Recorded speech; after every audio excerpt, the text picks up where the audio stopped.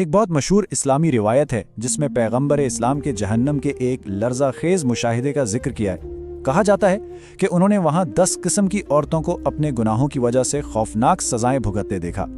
تو یہ کہانی صرف سزاؤں کی ایک فہرست نہیں ہے، بلکہ اس میں گہرے سماجی اور اخلاقی پیغامات بھی چھپے ہیں۔ چلیے اس پورے خطبے کو ذرا گہرائی میں جا کر سمجھتے ہیں۔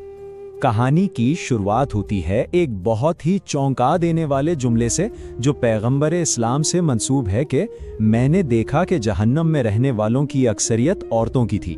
یہی وہ دعویٰ ہے جو اس پوری روایت کے لیے ایک بہت ہی سنگین ماحول قائم کرتا ہے۔ تو سب سے پہلا حصہ، ایک روتے ہوئے پیغمبر۔ دیکھیے، یہ کہانی کسی بڑے مجمع یا خطبے سے نہیں شروع ہوتی، بلکہ ایک بہت ہی ذاتی اور گہرے غم کے لمحے سے شروع ہوتی ہے۔ تو کہانی کا منظر کچھ یوں ہے۔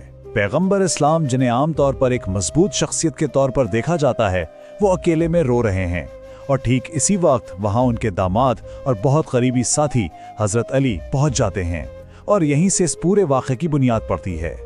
ظاہر ہے اپنے رہنما کو اس حال میں دیکھ کر حضرت علی پریشان ہو جاتے ہیں، اور وہ فوراً ان سے پوچھتے ہیں کہ وہ کیوں رو رہے ہیں، اور ان کا یہی سوال ہے جو اس پورے خوفناک منظر کو ہمارے سامنے لاتا ہے جو پیغمبر نے دیکھا تھا۔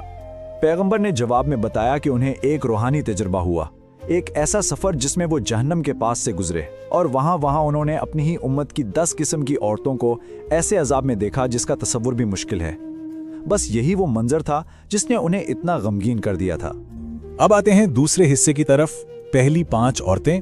اب ہم اس نظارے کی اصل تفصیلات میں جائیں گے اور آپ دیکھیں گے کہ کیسے ہر گناہ کی سزا اس کے عمل سے ہی جڑی ہوئی ہے۔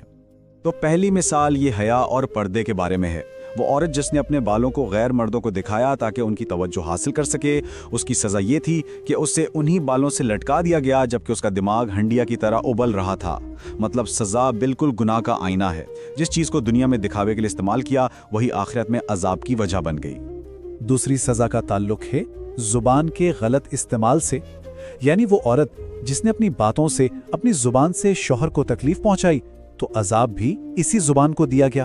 اس کی زبان لوہے کی زنجیروں سے کھینچی جا رہی تھی اور اس کے منہ میں کھولتا ہوا پانی ڈالا جا رہا تھا۔ تیسری عورت کا گناہ تھا ازدواجی حقوق ادا نہ کرنا۔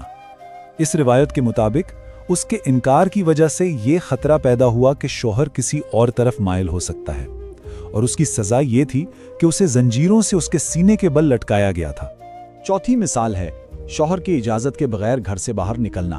تو جن قدموں سے یہ گناہ ہوا، انہی ٹانگوں کو آگ کی زنجیروں میں جکڑ کر الٹا لٹکا دیا گیا، یہ سزا۔ اس روایت کے مطابق گھر کے دائرے اور اس میں عورت کے کردار پر بہت زور دیتی ہے۔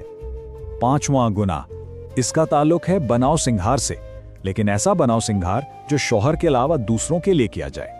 تو جس چہرے کو غیروں کو دکھانے کے لیے سجایا گیا، سزا یہ ملی کہ اسی چہرے کا گوشت اپنے ہی ناخنوں سے نوچنا پڑا۔ یہ ایک بہت ہی علامتی سزا ہے۔ چلیے اب تیسرے حصے کی طرف بڑھتے ہیں، اگلی 5 عورتیں۔ گناہوں اور سزاؤں کی یہ فہرست یہاں ختم نہیں ہوتی، بلکہ اب ہم کچھ اور بھی سنگین معاملات دیکھیں گے۔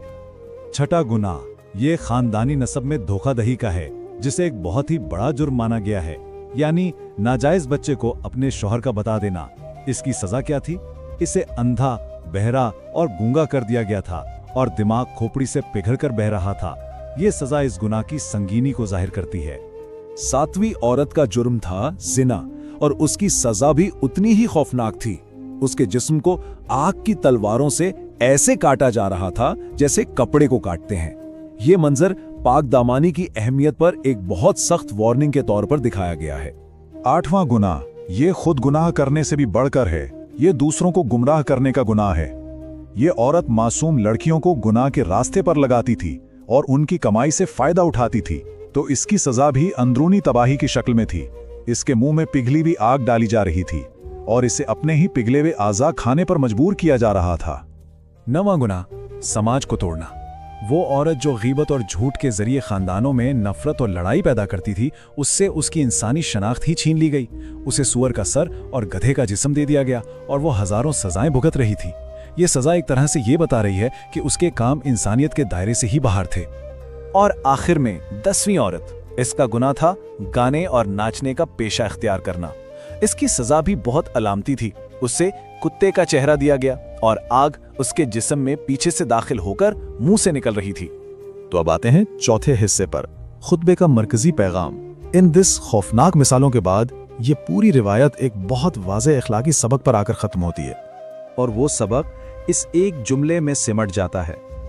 हलाकत है उस औरत के लिए जो अपने शौहर को नाराज़ करे, और खुशखबरी है उसके लिए जो उसे राज़ी करे।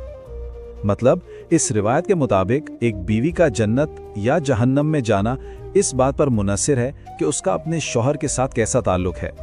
और अब पांचवा और आखिरी हिस्सा, आखिरी इंतबा और दुआ। ये रिवायत एक सख्त वार्निंग और एक दुआ पर ख़त्म होती है। आखिर में दो बहुत अहम बातें कही गई हैं। पहली तो ये कि औरत को शैतान की रस्सी कहा गया है, यानी एक ऐसा जरिया जिससे इंसान गुमराह हो सकता है। और दूसरी बात एक दुआ है कि खुदा मुआशरे को औरतों के शर से महफूज रखे और औरतों को नेकी की राह पर चलाए।